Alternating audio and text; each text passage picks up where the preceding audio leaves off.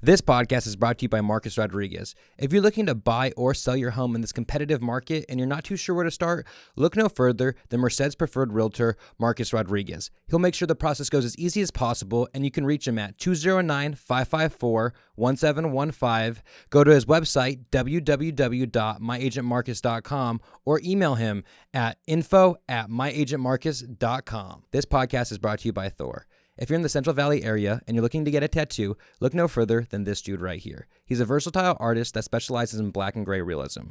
He works in Merced at the Merced Tattoo and Piercing Company, and if you'd like to get in contact with him, the best way to do that is to stop by the shop. And if you can't do that, then find him on Instagram. His Instagram handle is @_THOREEEEE. That's @_Thor with 5 E's. This episode is brought to you by Be Junk Free Merced. Everybody has stuff taking up space, but not everybody has time or the equipment to do something about it. That's where Scott Levesey comes in. Scott is the owner of Be Junk Free Merced, and if you have junk overtaking your garage, yard, spare room, or even a storage unit, give him a call at 209-233-1519. Once again, that's 209-233-1519. He'll get back to you with an estimate and be there as soon as possible. This podcast is brought to you by Duffy Murphy. Whether you need studio time, mixing and mastering services, or even someone to clean up that podcast audio to make sure you sound professional, look no further than Duffy Murphy. He's your guy. And trust me, because he's my guy. You can find him on Instagram at Duffy Murphy or email him duffy.murphy@yahoo.com. Once again, that's duffy.murphy@yahoo.com. Thanks for tuning in to Real Talk and Whatnot. I'm your host, Micah Daly, and if you're new to the show, this is a podcast where I highlight the talented individuals that live within the Central Valley of California, as well as people in general who are passionate about what they do. Little update for you guys, my Instagram is now Central Valley Podcast, so you can type in Micah Daly, MICAHDIELE, and it'll still come up, or you can just type in Central Valley Podcast, and that's where I'm posting all my promos, all the information about the podcast and everything else. I did start a TikTok, but I don't get it, so you can try to find me on there. Doesn't really matter.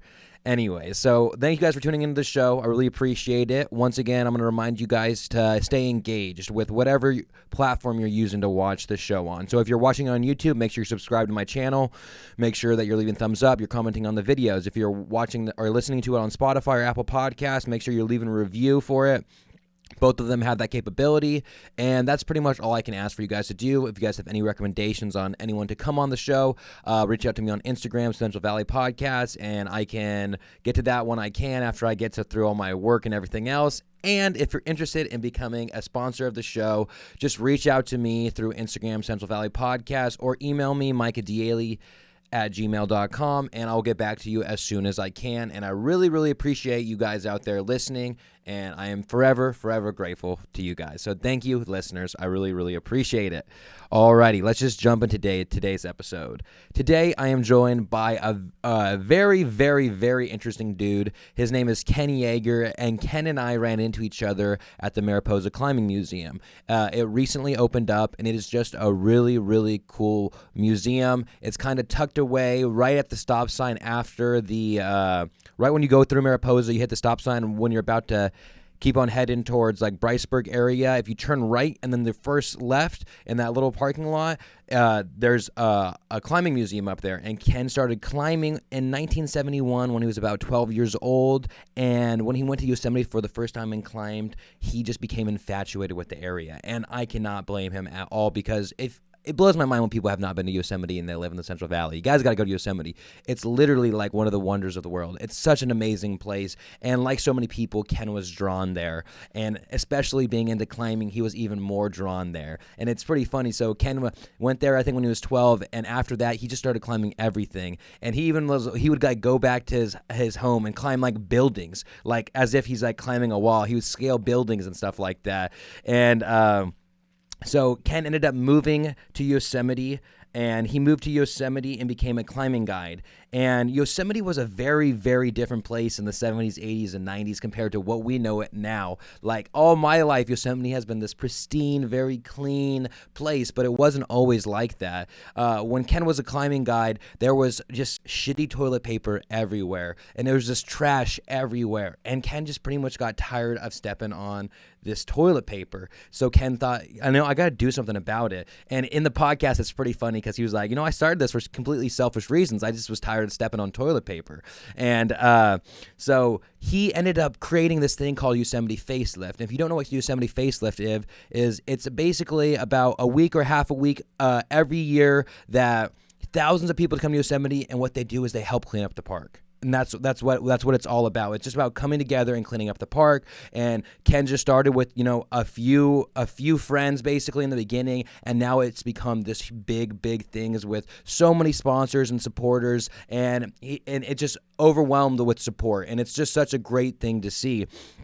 And so the first 14 years, they removed over 1 million pounds of garbage. That is crazy to me. There were 1 million pounds of garbage just sitting there in Yosemite, and people were just, I guess they just littered back then. I don't know. It's just so crazy to me that, because now when you go to Yosemite, it's so beautiful. There's so much, so many trash cans, so many places to go to the bathroom. Just, I don't know. It's a beautiful place. It's just beautiful everywhere. And so it's great to see that the transformation happened. And this was, I believe, in the early 2000s is when he started Yosemite Facelift, and it really transformed the park and the environment as well.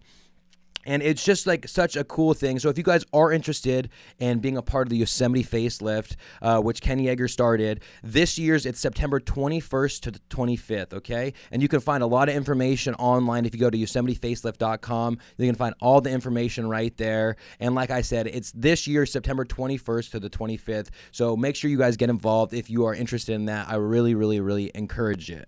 And it's really cool because he brought all these crazy, it's cool because all the sponsors go from really high-end places to local breweries. And one of my favorites is that he teamed up with Tioga Sequoia, and Tioga Sequoia is a local brewery, and they focus all on the Central Valley. It's just such a cool thing to me especially. And they make beers for the Yosemite Facelift, so they'll have a certain limited edition beer, and they'll produce it whenever the facelift is happening. And it's just cool to see different companies coming together and supporting one cause, especially something in the valley or valley related. Now, before I introduce Ken, I want to talk to you guys about a really, really interesting story that I truly love, and I'm going to give you my version of it. Ken will give you his version of it, and granted, he was there, so that's his version of it. It's probably a little more accurate than mine, but this is the 1-minute version of a cartel plane crash landing in Yosemite. So here it is, you guys.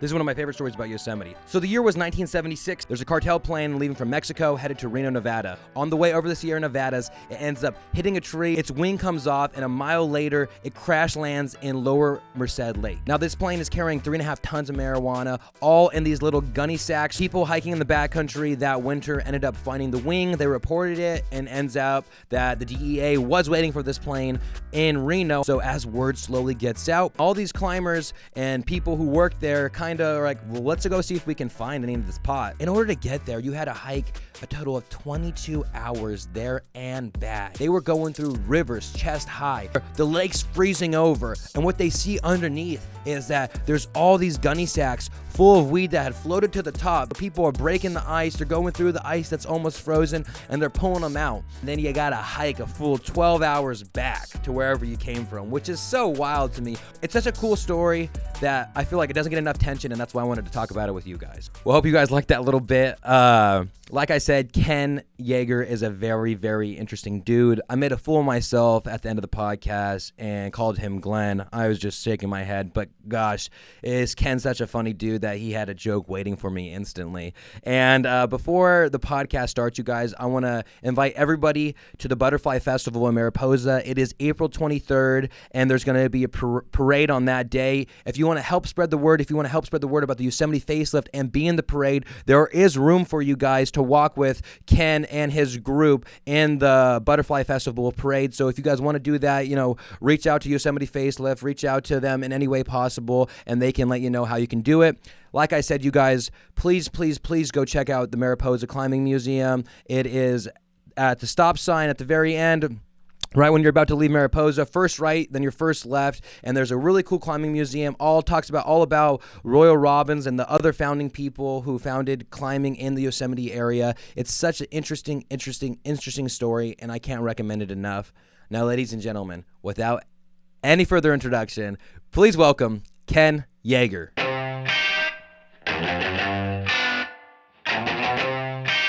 This is it. Real talk. Whatnot. Real talk. That's it. Real talk. Real talk. Real talk. So why don't you introduce yourself for people who may not know who you are? Okay, my name is Ken Yager, 63 years old, 45-year resident of Yosemite and surrounding Sierra areas. Mm-hmm. And then, so we ran into each other at the Mariposa Climbing Museum, which you helped open up, and you're owner, right?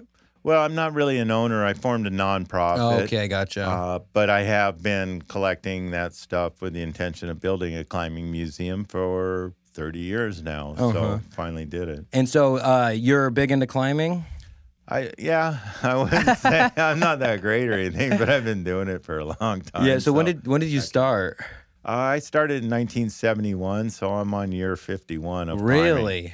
And how old were you? I was 12, and I got exposed to it. At the time, I was going to sixth grade in southern France in a town called Aix-en-Provence, and I went on a boat ride out of Cassis and around to the west there, and along the shoreline, there's a limestone climbing area called Le Calanque. Oh, really? And so I saw climbers there for the first time, and then I knew I wanted to do it right away. So as soon as I got back to the United States, at that time I lived at Davis. I was going to ask, yeah. Yeah, my dad was a professor there, and a lot of the professors were climbers, so I started going climbing with them. And so where was the first places that you went climbing? Well, I tried it at a place called School Rock, and then the second time, and that's on Highway 80, actually old 80 above Donner Lake. Oh, okay, gotcha. And then the second time I went to Lover's Leap, which is along Highway 50, where they had the big fires last year, right through there at Strawberry. Yeah, I know exactly. But there's a great climbing area there.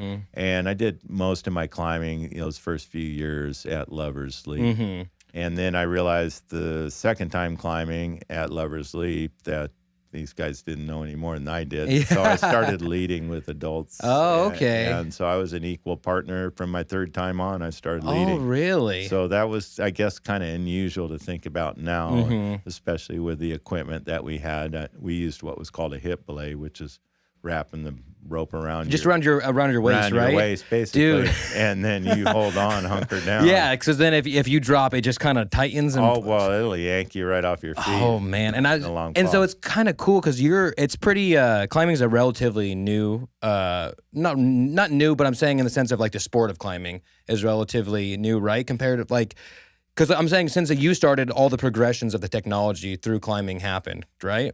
Well, yeah, I think everything's progressing. I mean, any sport now, they're getting better and better equipment, better and better training, and climbing's no exception to that.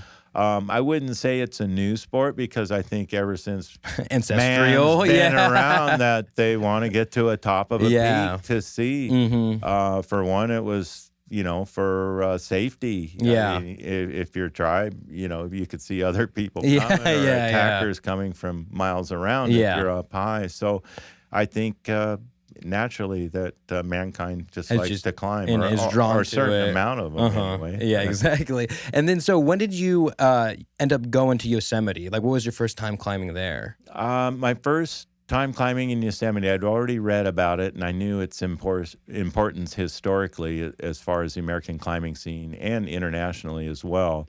And I first went there when I was 13 years old, did some real easy climbs on the Glacier Point apron, fell in love with the place. I'd seen pictures, but I'd never been there before. And anybody that's seen pictures but hasn't been there, you need to go there because they're a lot bigger than they look in the pictures. Yeah, and it's a lot more impressive. And I fell in love with the place. And on the way out, I made my parents stop in El Cap Meadow. And I said, I'll be right back. And they waited for me. And I ran up to the rock and touched it. Really? Touched it with my palms. Looked up. And I just went, wow, I got to climb this. So I knew at 13 years old that I wanted to climb El Cap. And moved back to Davis. And then I taught myself how to aid climb, how to haul the bags, all the stuff. It's kind of technical. You know, it's more an engineering feat than anything Yeah. else, but there's a lot to it. And so I taught myself, read every book I can, and my goal was to climb El Cap. I moved to Yosemite in 1976, December 1976. I think I moved there on the 6th of December. 3 days later, the airplane crashed in Yosemite, which we'll probably talk about later. Yeah. And then so I tried El Cap within 2 weeks with my a person I met there, a person by the name of Mike Corbett. And he's working at the museum. I believe you met him there. Yeah, I met him too, yes. Yeah, and so I've known him for a long time. And we tried El Cap together. We had the same goals, and we got spanked. I mean, we spent 2.5 days on it and dang near killed ourselves. We were a little inexperienced and kind of had a little bit more to chew than we probably should have been chewing at the time. But so we after we made it down, we decided to train, and so we each did some 2-day climbs versus a 5-day climb, and then we went back later on that year and climbed El Cap, and we did 4 routes that year, including 2 of the hardest routes on it and stuff. So I know now that I was actually a pretty decent climber, but I never really thought of it. I just was hoping to climb El Cap someday. I did it once, you gotta and I gotta do it again. You got to be pretty confident going in there, right? Would you say? Or no, I wouldn't say that. I'd say you get confidence. Yeah, you're so casual about it, and just because to me, like when I look at, like when I watch Alex Honnold or somebody like that, like my hands just sweat watching like people do it. You know what I mean? So mine too. That shit is scary. I don't like climbing without a rope. I mean, I've done it before, and I've done it. I did it for a while, but it just seems it's sort of a dead end game. Yeah. I mean, no pun intended. But you got there in the 70s, and that's kind of like the documentary Valley Uprising. That's kind of like the heyday of climbing in the sense of, like the a lot of hippies living in Yosemite, right? Because I believe in that documentary they say how that's what having all those people live in the valley is what caused like national park rangers to start carrying guns and other things like that. You're close. Close? Okay, why don't you correct me? I think it was 1970 was when they had the riots. Oh, they had the riots gotcha. in Yosemite, Stoneman Meadow riots, and it was a bunch of hippies, like you said. They were there doing drugs for 3 days and hanging out, having a great time, playing music, whatever they were doing. And a lot of them in the meadow, which was damaging the meadow, but it wasn't a place to camp or anything like that. So it was hurting the meadow. But anyway, the Rangers went in to break it up, and it got a little bit violent. I don't think it got real bad, but it came close enough that it scared the law enforcement. And then you're right, they started carrying guns after that. And as a consequence, because of that, I feel very strongly that the climbers weren't treated well in years after that, because we looked a lot like these guys. We didn't shave. We had long hair. We'd try to bathe, but they'd chase us out of the shower. So you kind of had to steal your shower at the time. But it was... It's like the aftermath of those. Their actions led to people who are like not doing that. And later it on. wasn't the climbing community per se. Yeah. There may have been a few climbers there with that thing, because people hung out a lot together then. But it wasn't the climbing community that was involved in that for the most part. But we kind of suffered the repercussions in years afterwards. So that sort of was the start of the animosity between the Park Service, the concessionaire, and the climbing community. But it's almost come full circle, it seems like now. Like today's day and age, it seems like it completely has. Yeah, right? Yeah. And so, what changes have you seen over the years compared to, climbing in the 70s to, the way things are done now? Well, it's a different community now. For one, there's most of the climbers now, a lot of them have money. Yeah. They have Sprinter vans, and those things are $60,000, $70,000. I know. Every time I see, every Yeah. single time I see one, I'm like, okay, or sometimes you see the real decked out ones. I'm like, there's $100,000 driving right next to me right now. Yeah, like you're saying, and it's because I don't want to. There's a documentary called Dirtbag, correct? Yeah, Fred Becky. Fred Becky, yeah. So I watched that one, but it seemed like climbing culture used to be almost be like, Fred Becky was the guy who would live within the woods and kind of like. Yeah, he was extremist. Yeah, no doubt. Yeah. But a lot of us are kind of like that. We love climbing so much, we're willing to do anything to pursue our sport.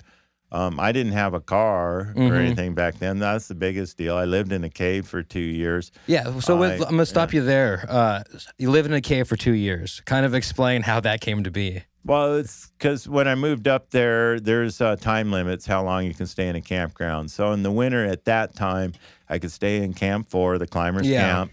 Your shirt right now. Oh, yeah. We just put those out. Yeah, I forgot about that. And so...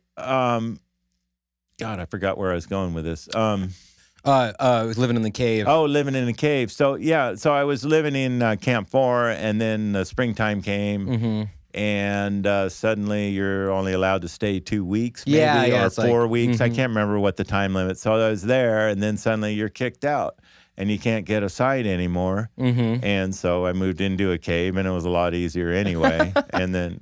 I would just stash my stuff under a friend's tent cabin, and that's my sleeping gear, climbing gear. And so I'd leave it there, go grab my sleeping bag and stuff, go sleep in the cave, get back up. And then climb? Yeah, climb, whatever, hang out, hike.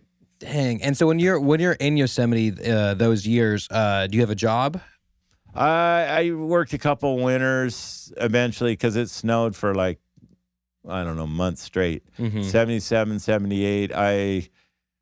applied for a job at Badger Pass, which was one of the elite jobs, or fun jobs for people who've been working there a while. But I told them I had experience with lift operating and all kinds of experience. I just lied my ass off, and they hired me. You're like, I know these machines. Yeah, well, I was their best lift operator anyway. So, I learned pretty quickly. So it was cool, and I wanted to learn how to ski. So I did, work for so you months. You didn't know how to ski when you're getting your... I wanted to. I'd done cross country, but... Yeah. Dude, I love skiing and snowboarding. Badger Pass is really beautiful. But then I moved to Mammoth, and I 6 winters there, and I skied, 1,000 days probably there. So, I'm okay skier now. Yeah, dude, I love the whole Mammoth area. And it was like, I think I went to Mammoth about 5 or 6 years ago as my first time. And so we just went when the pass was open, Tioga Pass. We just drove through it. And like the first day we got there, and we also have dogs. So like Mammoth's such a dog-friendly place too. Oh, nice. That like, it's like any place that's like more dog-friendly I'm drawn to. But I just absolutely love it. In the winter and the fall and the spring, like it doesn't matter what time you go there. It's just like such a beautiful mountain and a beautiful place. And so you said you did some peaks there, right? Some first ascents? Well, yeah, I wouldn't call them peaks, more rock climbing areas. We discovered a bunch of rock climbing areas. The climbing community in Bishop and Mammoth at that time, this was in 1979, most of them were into alpine climbing. And what I mean by that is rock, snow, and ice at higher elevations. So peak bagging basically by... with actual climbing involved. In other words, more challenging peaks. And nobody was really climbing in the plateau, Sherwin Grade, in that area. And there's all these Dead Man Rock areas, Dead Man Summit. Okay, gotcha. There's all this volcanic rock out there, and it's amazing climbing. Because that's like Alabama Hills is right? That's granite. That's older granite further down. That's a little more south, right? Yeah, I did some routes down there too. Everything I did was further north mostly. So we did Whitney Portal area there. Oh, okay, gotcha. That's considered the backside of the Sierra Nevada mountains, right? Like, I mean, I was trying to think, or it's called the east side. East side, okay, gotcha. So we in Fresno, Merced, that area be the west side, Central Valley, and then over the Sierras, there's a long valley that kind of parallels the Central Valley. That's the east side of the Sierras, the Owens Valley. Oh, okay, yeah, I've actually heard of that, or I've seen it at least on a map. Yeah, there's a lot of climbing there. There's so much climbing in the Sierras, California, anyway, that it's hard to even travel, because there's so much. It really is.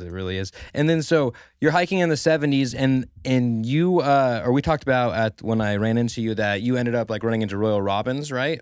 while you're climbing? Yeah, I ran into him a lot, and I got to know him pretty well later in life, and we actually shared the same birthday. So yeah, actually, it was so funny because when I texted you, I like didn't even realize that it was your birthday. I was like, hey, like. I was like, hey, just saw you at the Mariposa Climbing Museum. Would love to have you on my podcast. It was like a week or two later.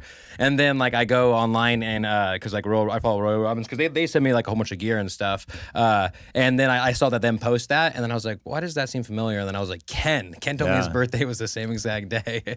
Well, I used to call him up and wish him a happy birthday. And he'd always go, he's deceased now, but he would always go, thanks, Ken. How did you know? And I go, it's easy for me to remember. And I did that to him for about, I don't know, 6 or 8 years, something for quite a while. And then finally I just started laughing one time and I just said, Royal, I have the same birthday. Oh, he didn't even know in the beginning? No, not at all. So he was like, man, you're always... Yeah, he thought I was on top of it in the birthday mode, you know. He's like, man, if there's somebody who doesn't miss birthdays, it's Ken. Yeah, exactly. I don't know what he thought, but I found it amusing. I was gonna say it's even funnier for you because you're like, oh, I don't know, man. I was laughing so hard, it was kind of fun.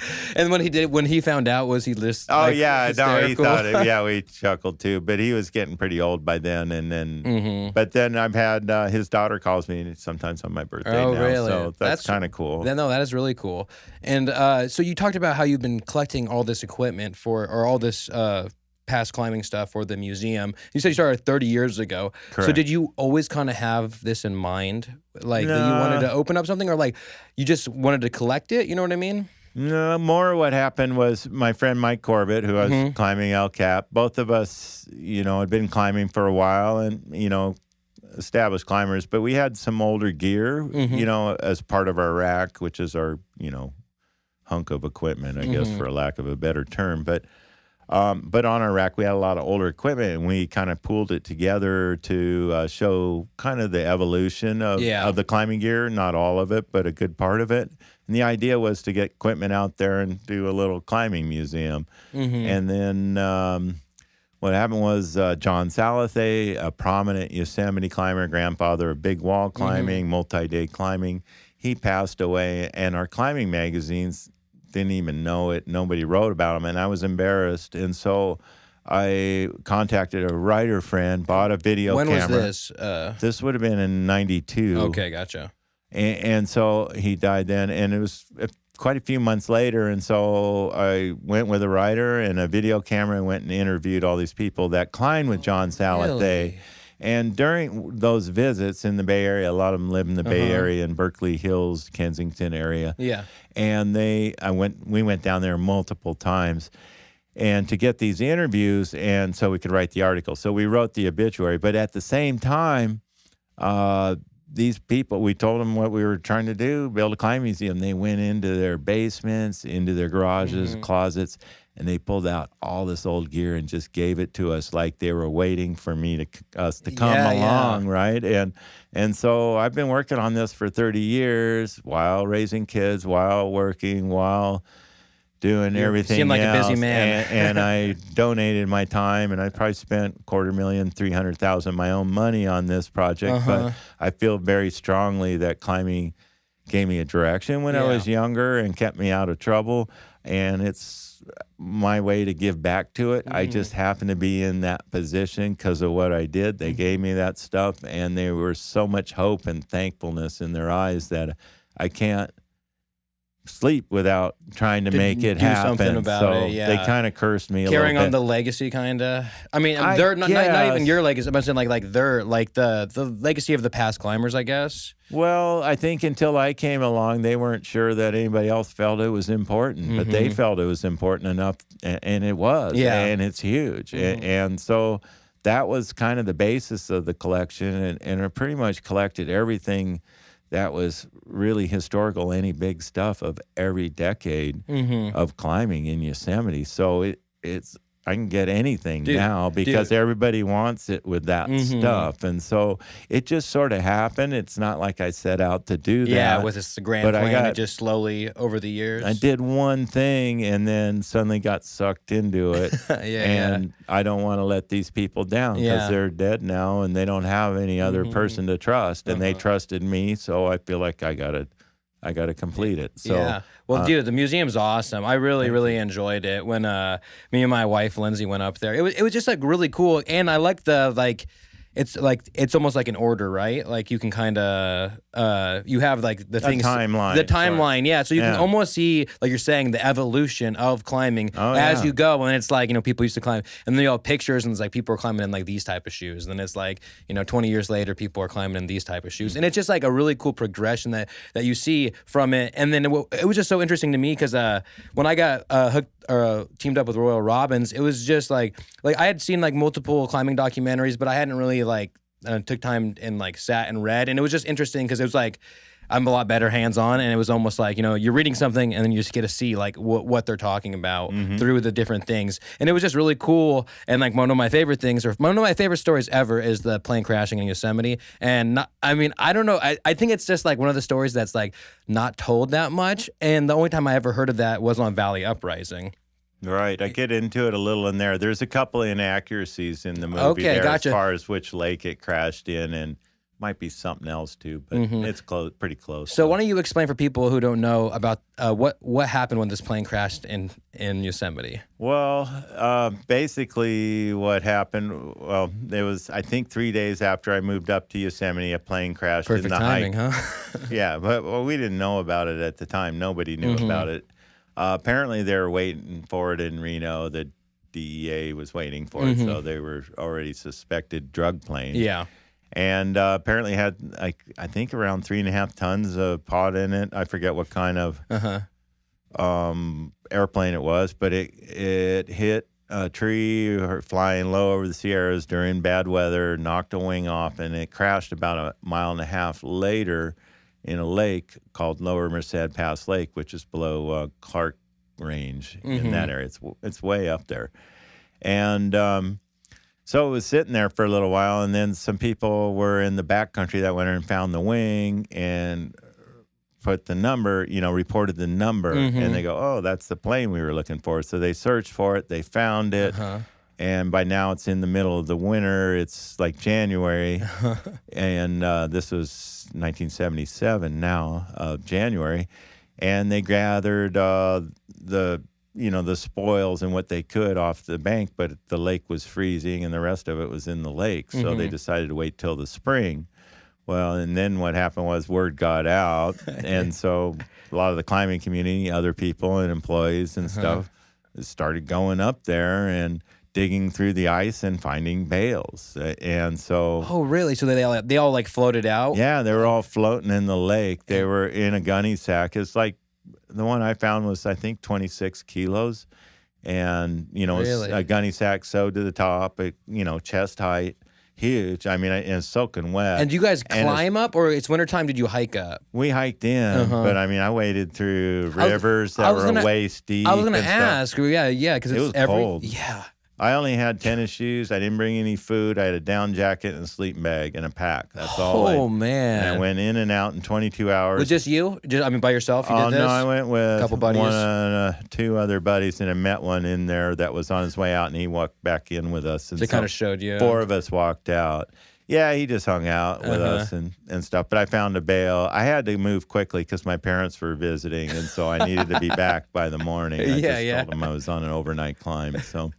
Really? Yeah. So and then because it's just such a funny story to me because and I guess it seemed a little more dramatic in Valley Uprising when they were explaining it. It felt pretty dramatic when I was there. No, I know. Tell you that. But they were like saying like the climbers could get up there first, so they would climb up the wall, or they said something along those lines. Yeah. But a little more. I'm probably adding a little. They're like, what's the easier way we could tell the story or something like that? Well, I mean, it was definitely rugged. Yeah. So I would say that we handled. Yeah, if anybody's going to go do it, it's going to be you climbers who can do it a lot better than. Yeah, but I got cold. I got wet. And I didn't dry out until I got out, and then you're carrying this wet stuff that's dripping down your back and icicles hanging off your back the whole way. It snowed on us on the way out. Oh, really? I had no headlamp, and I found my way out on an unfamiliar trail. Dude, I could feel the trail with my feet, but it was really pretty gnarly. 22 hours just kept going the whole time pretty much. Mm-hmm. Well, I laid down for like an hour, and then it started snowing, and we had to get up and go because otherwise I would have lost the trail because I didn't know where I was. Yeah, dude, that happened to me and my buddies one time. We went hiking in Yosemite, and we got there late. It was like Memorial Day weekend, crowded, and we got to 4.5 mile trail, parked. We're like, oh, we'll hike up here to Glacier Point. Hiked up there, then we're like, oh, we'll do like Illilouette Falls, and that's like, we're like, we'll just go down there. And then like we ended up talking to this ranger, and we like, I think we just explained like where we were parked badly. And he's like, oh yeah, you guys can keep going this way. Then we went all the way down like Illilouette to Nevada Falls to Mist Trail, and like it was like, I think it was like an 18-mile hike or something. Yeah. And like we were not prepared for it. We were still hiking at like freaking 1 a.m. because none of us prepared. None of us had lights and everything like that. But it was just one of those situations where we're like, my mom was like almost about to call. I bet. Yeah, exactly. But it was just one of those times where like we and then we got back to the valley and we still had like 2.5 miles to walk to our car. Yeah, you know what I mean? I've been in that boat a few times. yeah, exactly. Usually I'm carrying a couple 100 pounds, so it's like that's funny. And so are you on any climbing associations or anything like that? No, I started a nonprofit called Yosemite Climbing Association. Oh, okay, that's what it was. That's about it. Mm-hmm. I joined the American Alpine Club once, but I don't know. I just like going outdoors. I just like climbing. But just enjoy it. Yeah. And then, so you also started the Yosemite Facelift, correct? Yeah, I did. And so how did you kind of think of that? When did that come to you? Well, it sort of happened. At the time, I was a climbing guide. I used to work for the Yosemite Mountaineering School, and I would either take beginners out, teach them how to climb, or mid-range guided climbs, and I guided walls a lot, overnight climbs. Gotcha. And El Cap, I guide El Cap 3 to 6 times a year, so that's a hell of a lot of work. But You still do it? I haven't done it in 12 years. I want to climb it this year. Oh, really? I'd like to bring my girlfriend up it. But anyway, that's kind of my goal. I feel fit enough now. I've been climbing a bit, but I got some pretty bad injuries. Gotcha. From, but sorry, I'm missing a bicep tendon in both arms. Oh, really? Yeah. Is that from climbing? Well, it's probably from work or something. Yeah, something like that. It's just abuse. But yeah, I'm sure climbing didn't help. yeah. Construction probably did a lot of it. But. And then so you would bring people up, start helping them. Well, what happened was I would take people out climbing, and part of my job is to teach people or mentor them on how to behave in the woods, and that comes from using the restroom to where you get your water, carry it in, carry it out, where you hike, that kind of thing. And I felt really hypocritical in that, hey, it's a beautiful place, wilderness area, watch where you're stepping. Anytime you got off the road, there's toilet paper behind every rock and cigarette butts, ashtrays, fast food, and it's just like, people, what they do is they walk off the road to where you can't see it and then litter there. And what I've found over the years is that once litter starts in one place, it builds up really quickly. But once it's clean, it stays clean for a long time. People pick up after themselves when it's clean. Yeah. But when somebody drops something, there's a lot of trash laying around, they just go, nah. Yeah, that makes sense. And that's what happens. And so... But anyway, what was going on, I was getting disgusted by all this toilet paper. I mean, literally 40 or 50 behind every rock. It was bad.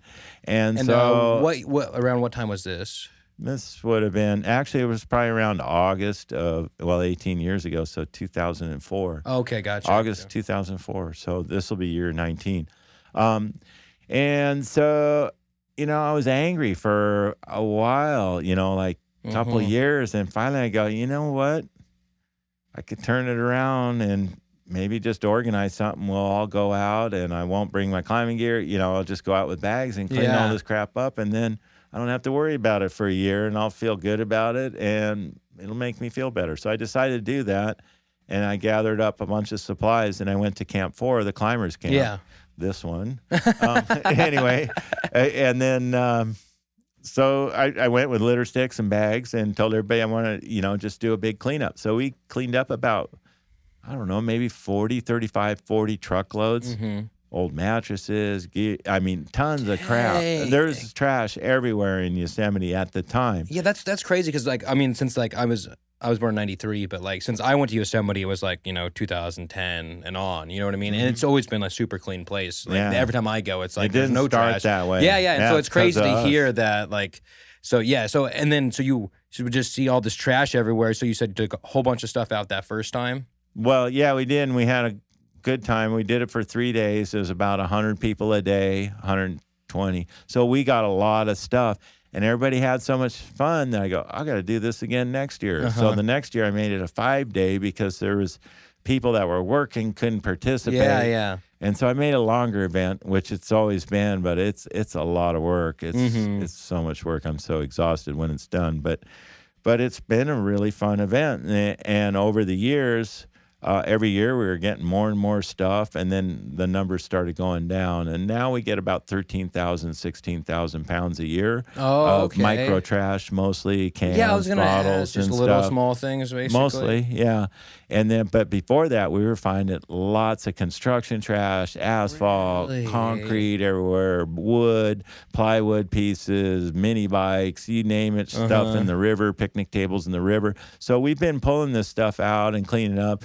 And we pulled out more than over 1 million pounds in Yosemite over the last 18 years. I think our biggest year was 474,000 pounds. Really? This included an old water tank and stuff. But I mean, I have thousands of people, and we just go out and we direct them. Anyway, I knew where all these places were, and so you knew what areas and everybody needed to be was done. enjoying it. So I just kept it going, got the permits, worked with the Park Service, get the insurances. And then I also combined raffles, so all the participants can get a raffle ticket, which for each day they clean, and we do a daily raffle, and then we throw the tickets away. And if you want to enter tomorrow's raffle, it's free. You just got to clean up trash. Then you got to come back tomorrow and clean up trash, and you enter the next raffle. Yeah. Well, I give away close to $100,000 worth of prizes. I had during the biggest year, I think I had 160 sponsors. Unbelievable. Shit. And so that's crazy. But anyway, it turned into this huge event. I was gonna say, I supply camping. I haven't been able to. COVID's been real challenging. So we'll see what we can do this year. This year, I'm hoping to do it September 21st through the 25th. And if you can't do it, come up to Yosemite to participate. You can participate at home by cleaning locally. So we started pushing that, and I'd actually like to have cleanups year round now. So anyway, I'm pushing towards that. So that's just something. Anyway, I never knew it'd be so big. I did it mostly for selfish reasons because I was tired of stepping on everybody's toilet paper and looking at it. You people out there, you're supposed to carry it. Little did you know you're going to have 160 sponsors to help you out, man. And it was like crazy just seeing, like, so was there a time that felt like it really started taking off, or was it just each year getting bigger and bigger? Each year it got bigger and bigger, and then what's his name? David Muir, I guess. World News Tonight. Yeah. Heard that guy. The new guy. And who was it? The guy that did it before him. But anyway, David Muir came out and did a 5.5-minute piece on it and blew up for World News Tonight. And they play it every year. But that happened in 2007. And I had to kind of limit it after that because we had 4,000 volunteer days, over 3,000 people, 3,600 people came and showed up.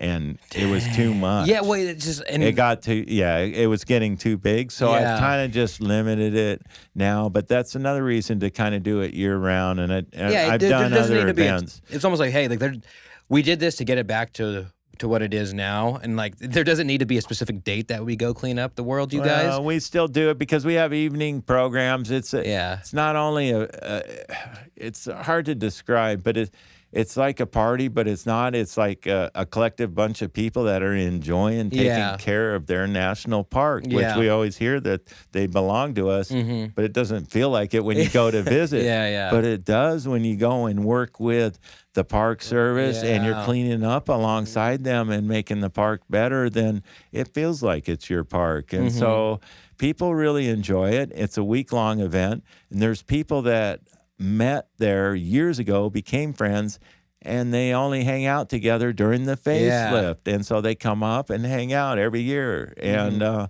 So it's pretty incredible that way. We've had people get married at the event. And Really? it's like, yeah, it's turned into this huge deal. And there's a small segment in Valley Uprising, which you saw. That was near the beginning of the facelift. So since then, it's gotten really big. The last 2 years have been challenging because of COVID. Yeah, exactly. Well, yeah, and what that reminds me of is like throughout this podcast, each person I talk to, I always get reminded about like the sense of community, and like what I think like what you're saying is like they're not. We always hear the national parks are our parks, but like when you go there, you don't really feel like it is. But like when you're around people, when you're collectively doing something together as a community, you do feel more a part of something. You feel like it's a I don't know. It just you feel like you're a part of something bigger than just yourself, and I think that's what like everyone is kind of longing for is just being a part of something. And so it's funny that you like you who were tired stepping on shitty toilet paper, like I was like I need to clean up, and then like but like who would have thought like that thought right there would transition to all this stuff? Well, I figured it out pretty quickly, to be honest, because I realized this was a good way to kind of improve the climber relationship with the Park Service, and that by doing that maybe I could get my permanent museum exhibit in the park. That took 29 years. I have one, but nobody can see it because of COVID.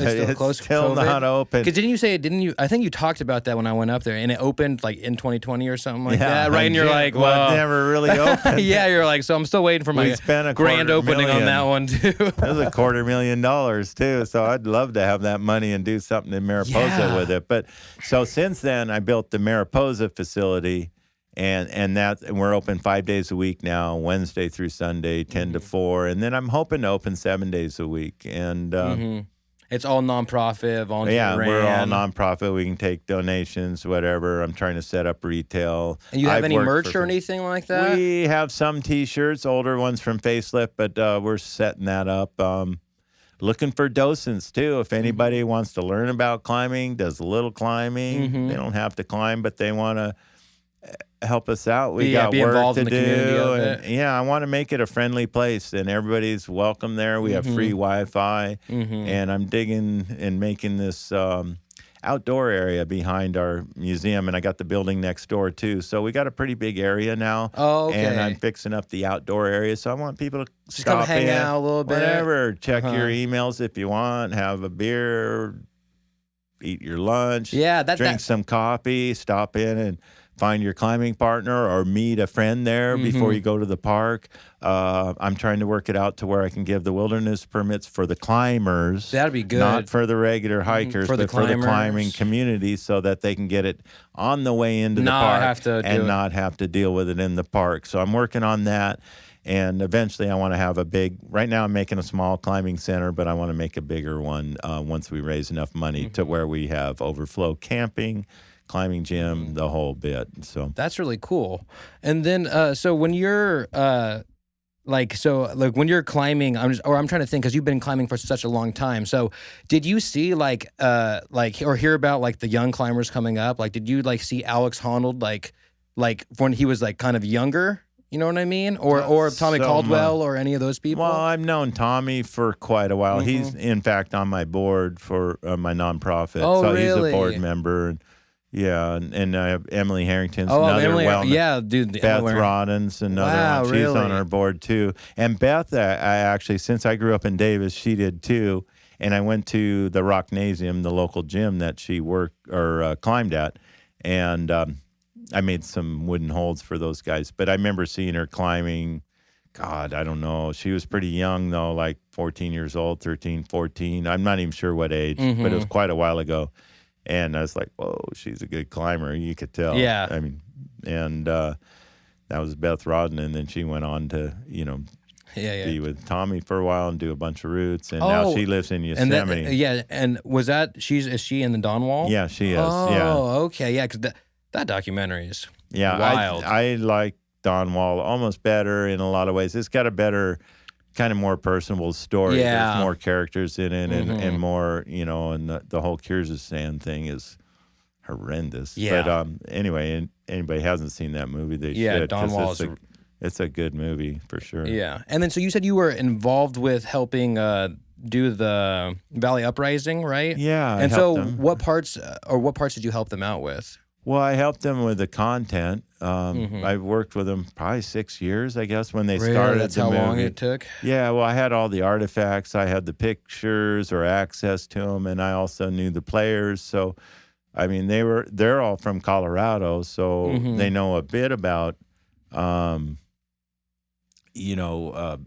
Yosemite climbing, but they're Colorado climbers, so. Really? So I sort of helped with a lot of the Yosemite history. Not that they didn't know a lot of it, and there were a lot of other people that helped as well.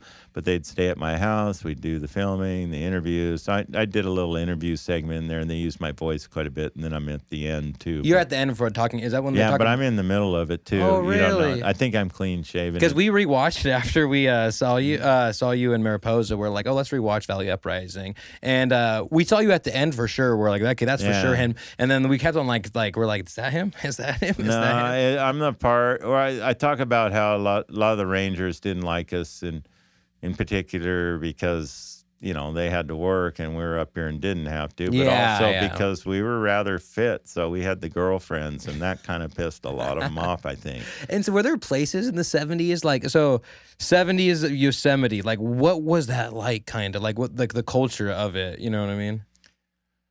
God, hard to say. I mean, I grew up thinking I was going to Vietnam, so, that I think is why I got into climbing so heavily. It just got my mind off of Escape of it? Yeah, because I thought I was going to Vietnam. I wasn't sure I'd be able to shoot anybody, so I wasn't sure I was going to live past 18 years old. And because of that, hell, I kind of pushed it climbing, and I got pretty good. Yeah. Not great, but pretty good. You're like, I'm not great, but I'm pretty good. I did a lot of it. That's all. Yeah. But knowledgeable, and anyway, so I feel like it gave me a direction, and then suddenly I lucked out, and they stopped the draft and all that, and then it's like, oh, now what do I do? Well, go climb El Cap, and I'll keep on climbing, so. So I moved to Yosemite when I was 17, but I think by then I knew I was escaped the draft. So Yeah. It was a lottery system. Dang. By the last So did it few stop years. right before? Well, I think there was 3 or 4 years where they did the lottery. I'd have to look it up, but still, it's like, shit, if I You get just a knew. bad number. That's crazy to think. Yeah. And I always think my generation compared to like your guys' generation, completely different worlds. Yeah, we all have different challenges. You guys are going to have your own, man. We have this thing in our pocket that we can't get off of, man. Well, yeah, you see what mine.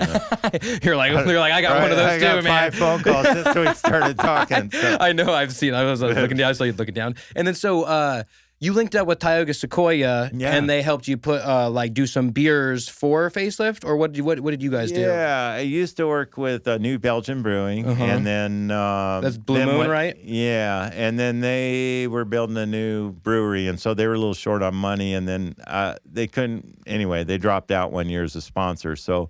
This is for the Facelift event. So Tioga Sequoia, I met with Michael Cruz with Tioga Sequoia, and they filled in. And they've been doing the beer since. And then I also worked out a deal with our T-shirt. We do a new T-shirt every year for the Facelift. And we take the artwork and we put it on a can with Tioga Sequoia. And they do a beer branded for Yosemite Facelift beer. And then we get a certain amount of the sales. Well, yeah, it's the same design artwork. Yeah, but it's on a beer can. And so we've done that for the last 3 years. And we're also 1% for the Planet.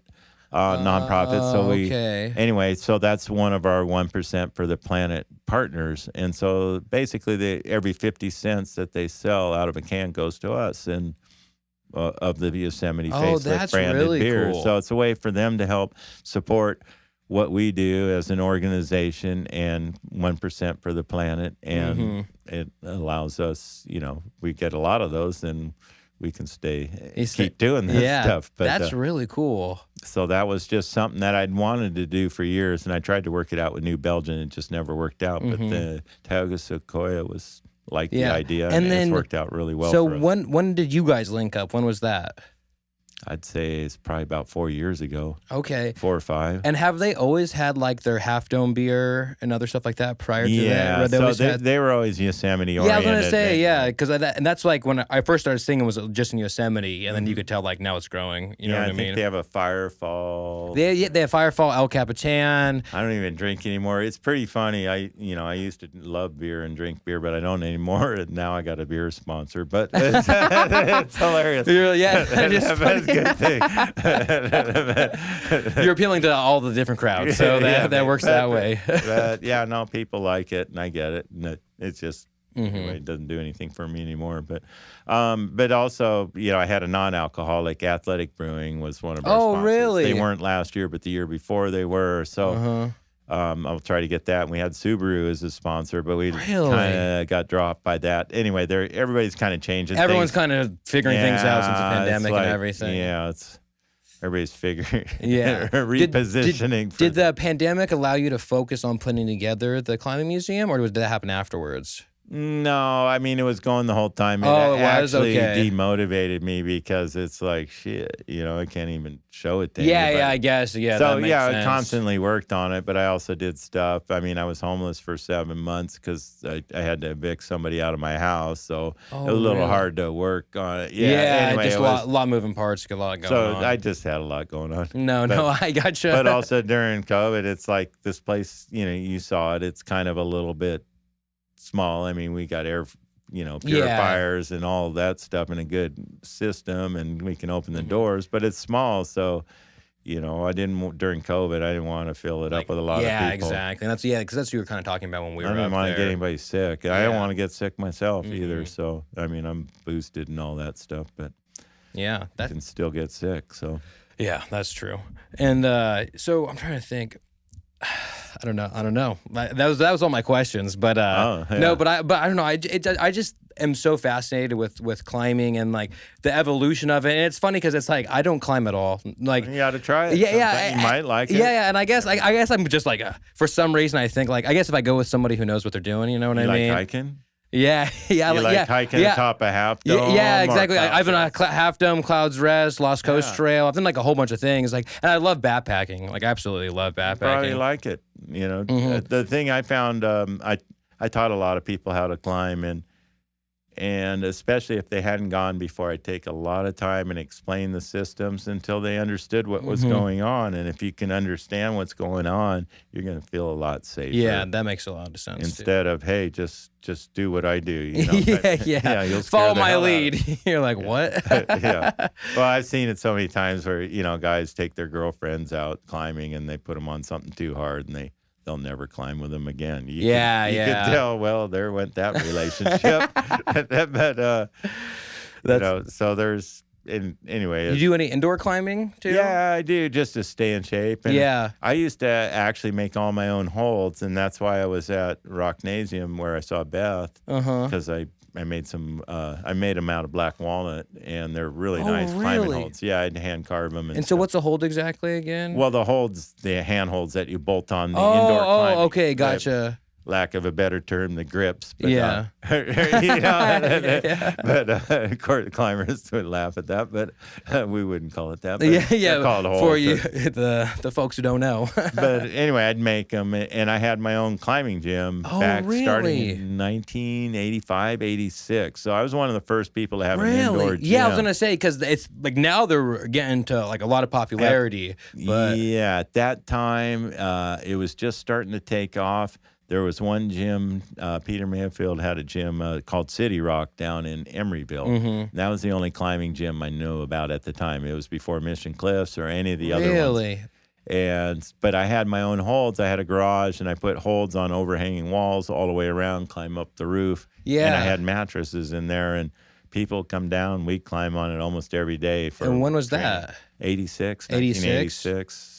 Through that was 92 or 3. Was it just at your house, or did you really? Yeah.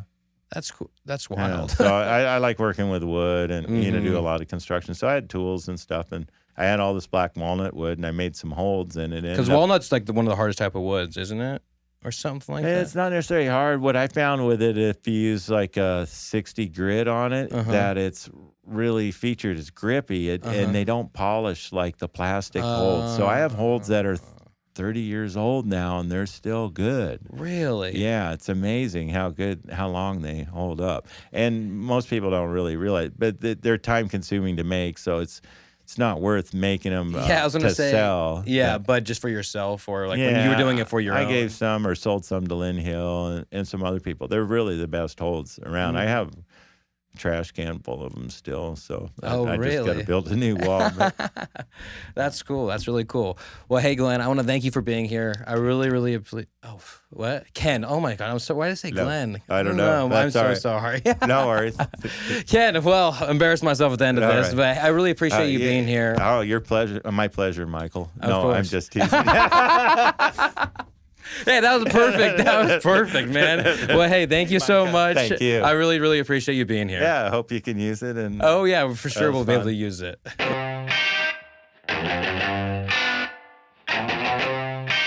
This is it. Real talk and whatnot.